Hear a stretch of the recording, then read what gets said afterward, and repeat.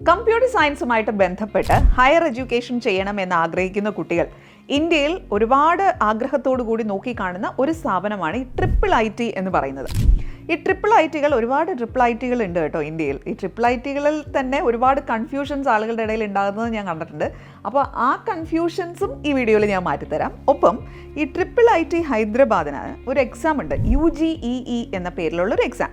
ഈ എക്സാമിനേഷൻ എന്താണെന്നും ആർക്കാണ് എഴുതാൻ സാധിക്കുക എന്നുള്ളതും 2025 ഈ പരീക്ഷ എപ്പോഴാണ് എന്നുള്ള വിവരവും ഈ വീഡിയോയിലൂടെ നിങ്ങൾക്ക് മനസ്സിലാക്കാം.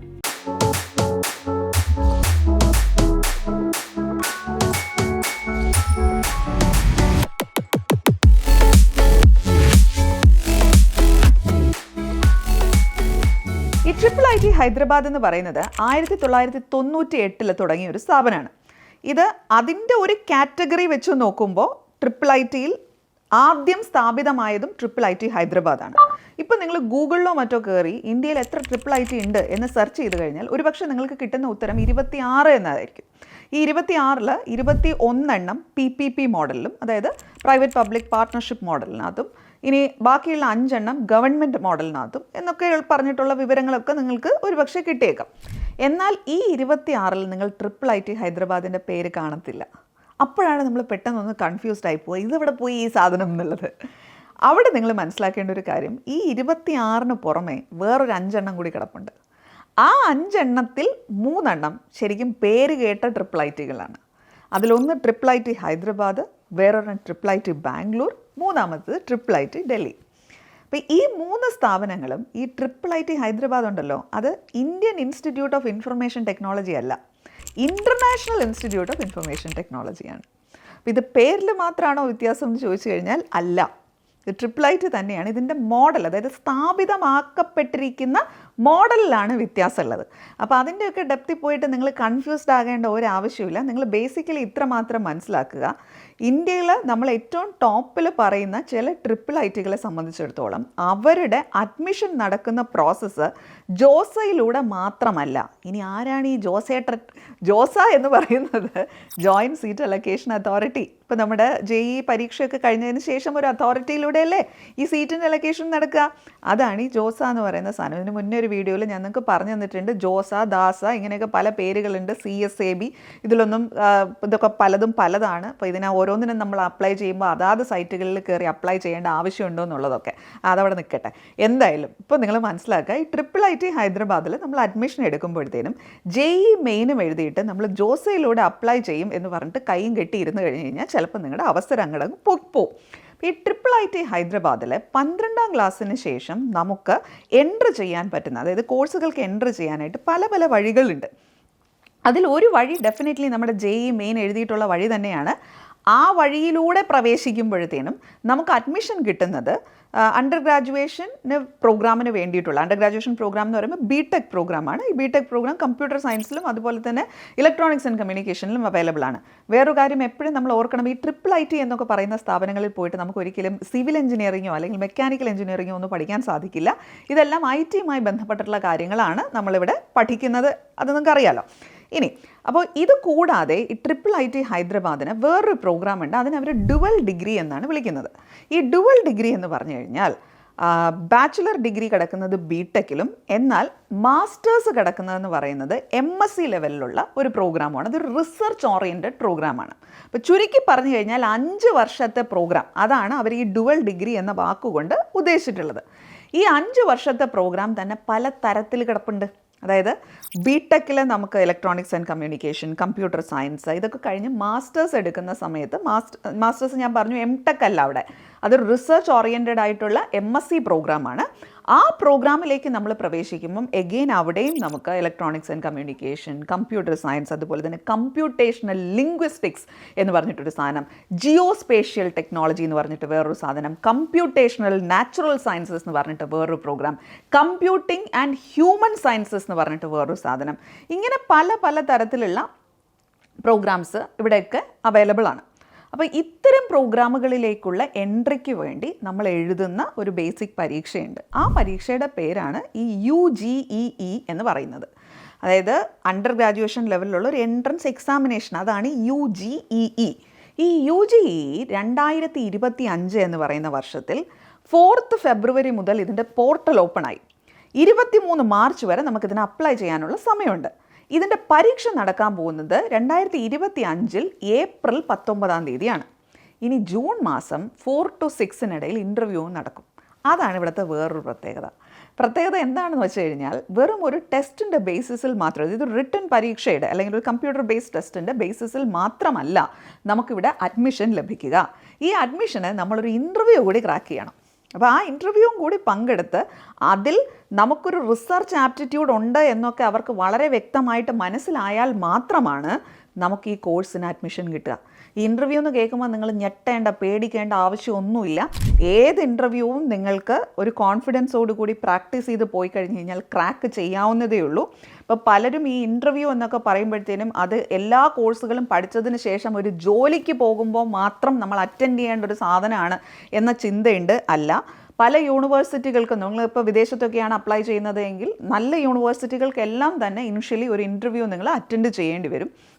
ഈ ഇൻ്റർവ്യൂവിലൊക്കെ നമ്മൾ എത്തരത്തിലാണ് പെർഫോം ചെയ്യുന്നത് എന്നുള്ളത് ഇതിനകത്ത് ക്രൂഷ്യലായിട്ടുള്ള ഒരു വിഷയമാണ്. അത് കോൺഫിഡൻസോടുകൂടി നിങ്ങൾക്ക് ചെയ്യാൻ പറ്റും. ഇപ്പോൾ ജോലിക്ക് അപേക്ഷിക്കുന്ന സമയത്ത് ഒരു ഇൻ്റർവ്യൂ എങ്ങനെ ക്രാക്ക് ചെയ്യാം, അതിനുള്ള ടിപ്സ് ആൻഡ് ട്രിക്സ് എന്താണ്, ഇതെല്ലാം ചേർത്തിട്ട് ശ്രീസ് അക്കാഡമിയിൽ വളരെ ഡീറ്റെയിൽഡ് ആയിട്ടൊരു കോഴ്സ് ഉണ്ട്. ഞാൻ തന്നെ റെക്കോർഡ് ചെയ്തിട്ടുള്ളതാണ്. അപ്പോൾ ഇൻ്റർവ്യൂവിനെ കുറിച്ചുള്ള വിശദവിവരങ്ങൾ അറിയാനായിട്ട് നിങ്ങൾക്ക് ആ കോഴ്സ് എടുത്ത് നോക്കാവുന്നതാണ്. അത് മാത്രമല്ല ശ്രീസ് അക്കാഡമിയിലൂടെ നിങ്ങൾക്ക് പല കോഴ്സുകളും പഠിക്കാൻ സാധിക്കും. ഓൺട്രപ്രണർഷിപ്പിലേക്ക് എൻ്റർ ചെയ്യുന്നത് എങ്ങനെയാണ്, അതുപോലെ ഹ്യൂമൻ റിസോഴ്സ് മാനേജ്മെൻറ്റ് കോഴ്സുകൾ നിങ്ങൾക്ക് പഠിക്കാൻ പറ്റും. അതുപോലെ ഇനി നിങ്ങൾക്ക് കരിയർ ഗൈഡൻസിനെ കുറിച്ച്, അതായത് നിങ്ങൾക്കൊരു കരിയറിൽ എന്തിലേക്ക് ഇറങ്ങണമെന്ന കാര്യത്തെക്കുറിച്ച് നിങ്ങൾ കൺഫ്യൂസ്ഡ് ആയി നിൽക്കുകയാണെങ്കിൽ ശ്രീസ് അക്കാഡമി നിങ്ങളെ സഹായിക്കും. ഇനി കാംബ്രിയ അഡ്മിഷൻസ് ഉണ്ട്. നിങ്ങൾ അഡ്മിഷൻസിൻ്റെ കാര്യത്തിൽ കൺഫ്യൂസ്ഡ് ആയി നിൽക്കുകയാണെങ്കിൽ Cambria is there to help you. അപ്പോൾ ഇങ്ങനെ പല പല കാര്യങ്ങളുണ്ടെന്ന് നിങ്ങൾ ഓർക്കണം. ഇനി അപ്പോൾ നമ്മൾ ഇൻ്റർവ്യൂവിൻ്റെ കാര്യം പറഞ്ഞാണ് ആ വഴിക്ക് അങ്ങോട്ട് കയറിപ്പോയത്. അപ്പോൾ ഇവിടുത്തെ ഇൻ്റർവ്യൂവിൻ്റെ കാര്യത്തിൽ നിങ്ങൾ ശ്രദ്ധിക്കേണ്ടത് ഈ UGEനകത്ത് ഇൻ്റർവ്യൂ ഉണ്ട് എന്നുള്ളതാണ്. ഇനി ഇതിൻ്റെ ഇനിഷ്യൽ പരീക്ഷയും സാധാരണ നടക്കുന്ന പരീക്ഷയുടെ മോഡിലല്ല നടക്കുന്നത്. അവിടെയും ഒരു വ്യത്യാസമുണ്ട്. അതായത് ഒരു 2 ലെവൽ ടെസ്റ്റ് പോലെയാണ് ഇത് കിടക്കുന്നത്. ഇതിൽ ആദ്യത്തെ ഒരു ലെവൽ ഓഫ് ടെസ്റ്റ് എന്ന് പറയുന്നത് നമ്മുടെ സബ്ജക്റ്റ് പ്രൊഫിഷ്യൻസി മനസ്സിലാക്കുന്ന തരത്തിലുള്ളൊരു ടെസ്റ്റാണ്. ആ ടെസ്റ്റ് അതിനെ SUPR എന്നാണ് ആ ടെസ്റ്റിൻ്റെ പേര് പറയുന്നത്. ആ ടെസ്റ്റ് കഴിഞ്ഞ് കഴിഞ്ഞാൽ നമുക്ക് REAP എന്ന പേരിൽ, ഇതിൻ്റെയൊക്കെ ഫുൾ ഫോം ഒന്നും നിങ്ങൾ കാണാതെ പഠിക്കേണ്ട ആവശ്യമില്ല, എത്രയും മനസ്സിലാക്കൂ. ഒന്ന് നമ്മുടെ ഒരു സബ്ജക്റ്റ് പ്രൊഫിഷ്യൻസി മനസ്സിലാക്കാനാണെങ്കിൽ രണ്ടാമത്തത് നമ്മുടെ റിസർച്ച് ആപ്റ്റിറ്റ്യൂഡ് മനസ്സിലാക്കാനുള്ളൊരു ടെസ്റ്റാണ്. അപ്പം ആദ്യത്തെ ടെസ്റ്റിനകത്ത് നിന്നുള്ളൊരു സ്കോറിനെ ബേസ് ചെയ്തുകൊണ്ടാണ് നമ്മൾ സെക്കൻഡറി ടെസ്റ്റിലേക്ക് പ്രവേശിക്കുന്നത്. ചുരുക്കി പറഞ്ഞാൽ അവർക്ക് മനസ്സിലാവണം നിങ്ങൾക്കൊരു റിസർച്ച് ആപ്റ്റിറ്റ്യൂഡ് ഉണ്ട് എന്ന്. ഇതിപ്പോൾ ഈ കമ്പ്യൂട്ടർ സയൻസുമായിട്ട് ബന്ധപ്പെട്ട വിഷയങ്ങളൊക്കെ ആയതുകൊണ്ട് തന്നെ അതിനെന്തിനാണ് റിസർച്ച് എന്ന് ചിന്തിച്ച് കളയരുത്. കാരണം ഈ IIIT ഹൈദരാബാദ് പ്രൊവൈഡ് ചെയ്യുന്ന ഈ ഡ്യുവൽ ഡിഗ്രി ഫോക്കസ് ചെയ്യുന്നത് ഒരു റിസർച്ച് ഇതിലേക്കാണ്. അപ്പോൾ അതുകൊണ്ട് തന്നെ ആ ഒരു മൈൻഡ് സെറ്റ് നിങ്ങൾക്കുണ്ടോ എന്നവർക്ക് മനസ്സിലാവേണ്ടേ? അതിന് വേണ്ടിയിട്ടാണ് നിങ്ങൾ ഇത്തരത്തിലൊരു ടെസ്റ്റിലൂടെ അവർ കടത്തിക്കൊണ്ട് പോകുന്നത്. ഇനി ഇതിൽ എന്താ ചോദിക്കുകയെന്ന് ചോദിച്ചു കഴിഞ്ഞാൽ നമ്മുടെ 11ാം ക്ലാസ് 12ാം ക്ലാസ്സിൽ നിങ്ങൾ പഠിച്ചിട്ടുള്ള വിഷയങ്ങളാണ്. Physics, chemistry, mathematics 11th and 12th പഠിക്കണം എന്നുള്ളത് മാൻഡേറ്ററി ആണ് കേട്ടോ. 4th സബ്ജക്റ്റ് ആയിട്ട് നിങ്ങൾ ബയോളജി പഠിച്ചോ കമ്പ്യൂട്ടർ സയൻസ് പഠിച്ചോ എന്ത് പഠിച്ചോ എന്നുള്ളത് ഇവിടെ വിഷയമല്ല. ആൻഡ് വൺ മോർ പോയിന്റ്, ഇത് കമ്പ്യൂട്ടർ സയൻസുമായിട്ട് ബന്ധപ്പെട്ട സാധനം ആയതുകൊണ്ട് 11th and 12th നമ്മൾ കമ്പ്യൂട്ടർ സയൻസ് പഠിച്ചിട്ടില്ല എങ്കിൽ ഇവിടെ അഡ്മിഷൻ കിട്ടില്ല എന്ന് വിചാരിക്കരുത്. ഫിസിക്സ്, കെമിസ്ട്രി, മാത്തമാറ്റിക്സ് മാത്രമാണ് നമുക്ക് മാൻഡേറ്ററി ആയിട്ട് വരുന്ന സബ്ജക്ട്സ് കേട്ടോ. അപ്പോൾ അത് വെച്ചിട്ട് നമുക്ക് ഈ പരീക്ഷ എഴുതാവുന്നതാണ്. 11th, 12th NCERT ടെക്സ്റ്റ് ബുക്കുകളും സ്റ്റേറ്റ് സിലബസിൻ്റെയും ബാക്കിയുള്ള മറ്റു പല ബോർഡുകളും ഉണ്ടല്ലോ, ഇതിൻ്റെ എല്ലാം 11th and 12th ലെവലിനെ ബേസ് ചെയ്തിട്ടാണ്. ഇനി ഈ IIIT ഹൈദരാബാദിൻ്റെ സൈറ്റിൽ തന്നെ ഇവരിതിൻ്റെ മോക്ക് ടെസ്റ്റ് കൊടുത്തിട്ടുണ്ട്. അതുപോലെ ഈ മോക്ക് ടെസ്റ്റ് നമ്മൾ ചെയ്യണമെങ്കിൽ നമ്മൾ സൈൻ ഇൻ ചെയ്ത് അകത്തേക്ക് കയറേണ്ടി വരും. പക്ഷേ അതല്ലാതെ ഇതിൻ്റെ കുറച്ച് സാമ്പിൾ ക്വസ്റ്റ്യൻസ് അത് ആർക്ക് വേണമെങ്കിലും ജസ്റ്റ് ആ ലിങ്ക് ക്ലിക്ക് ചെയ്ത്, ഇതിൻ്റെയൊക്കെ ലിങ്ക് ആ ഡിസ്ക്രിപ്ഷൻ ബോക്സ് ഞാൻ കൊടുത്തേക്കാം കേട്ടോ, അതിലൊന്ന് കയറി നിങ്ങൾ നോക്കണം. അപ്പോൾ അത് വെച്ച് കഴിഞ്ഞാൽ നിങ്ങൾക്ക് ഒരു ഐഡിയ കിട്ടും എമ്മാതിരിയുള്ള ക്വസ്റ്റ്യൻസ് ആണ് ചോദിക്കുക എന്നുള്ളത്. അപ്പോൾ ആ രീതിയിൽ ഇതിനെ പഠിച്ച് പ്രൊസീഡ് ചെയ്ത് പോകണം. ഇനി അടുത്തൊരു കൺഫ്യൂഷൻ ഉണ്ടാവുക ഫീ ആയിരിക്കും അല്ലേ. അപ്പോൾ ഈ ഫീ സ്ട്രക്ചർ എന്ന് പറയുന്നത് മറ്റ് ചില സ്ഥാപനങ്ങളുമായി കമ്പയർ ചെയ്ത് നോക്കുമ്പോൾ ഞാൻ പറയും ലിറ്റിൽ ഓൺ ദി ഹയർ സൈഡാണ് ഇതിൻ്റെ ഫീ സ്ട്രക്ചർ കിടക്കുന്നത്.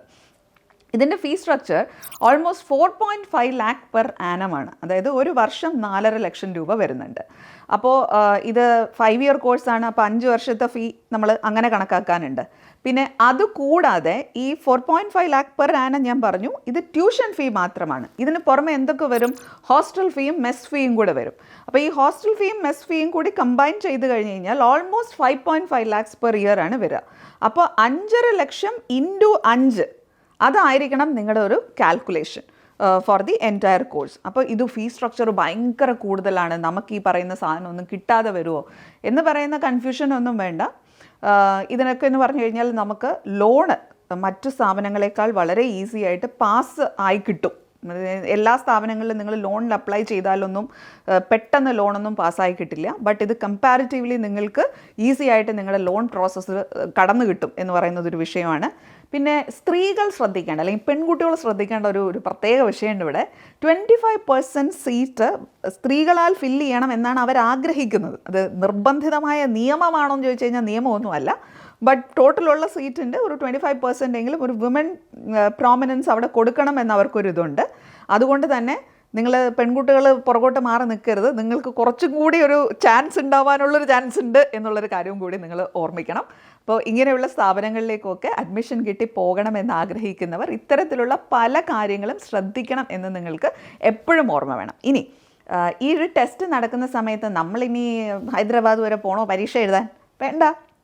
മലയാളികൾക്ക് കേരളത്തിൽ നമുക്ക് എക്സാമിന് സെൻറ്റേഴ്സ് ഉണ്ട്, കുറച്ച് സെൻറ്റേഴ്സ് ഉണ്ട്. നമുക്ക് ട്രിവാൻഡ്രം സെൻറ്ററാണ്, കോട്ടയം സെൻറ്ററാണ്, അങ്ങനെ കുറേ സെൻറ്റേഴ്സ് ഉണ്ട്. സെൻറ്റേഴ്സിൻ്റെ പേരൊക്കെ ഞാൻ എഴുതി കാണിച്ചു തരും. തൃശ്ശൂരിൽ സെൻറ്ററുണ്ട്. അപ്പോൾ നിങ്ങൾക്ക് എവിടെയാണോ നിങ്ങൾക്ക് ഏറ്റവും കംഫർട്ടബിൾ ആയിട്ടുള്ളൊരു സെൻറ്റർ, അത് വെച്ചിട്ട് സെൻറ്റർ ചൂസ് ചെയ്ത് നിങ്ങൾക്ക് ബാക്കിയുള്ള കാര്യങ്ങളിലേക്ക് പ്രൊസീഡ് ചെയ്യാവുന്നതാണ്. അപ്പോൾ ഈ ഒരു കോഴ്സിനെ പറ്റിയും ഈ ഒരു സ്ഥാപനത്തെ പറ്റിയും ഏതാണ്ടൊക്കെ ഡീറ്റെയിൽസ് നിങ്ങൾക്ക് മനസ്സിലായി എന്ന് വിചാരിക്കുന്നു. ഇനിയും എന്തെങ്കിലും കാര്യത്തിൽ കൺഫ്യൂഷൻ ഉണ്ടെങ്കിൽ നിങ്ങൾക്ക് ചോദിക്കാം. അപ്പോൾ അതിനെക്കുറിച്ച് ഡീറ്റെയിൽ ആയിട്ട് പറ്റുന്ന രീതിയിൽ കമൻറ്റായിട്ട് മറുപടി തരാൻ പറ്റുന്നതാണെങ്കിൽ അങ്ങനെ, അതല്ലെങ്കിൽ മറ്റൊരു വീഡിയോയിൽ നമുക്ക് വീണ്ടും കാണാം. Keep going, happy learning.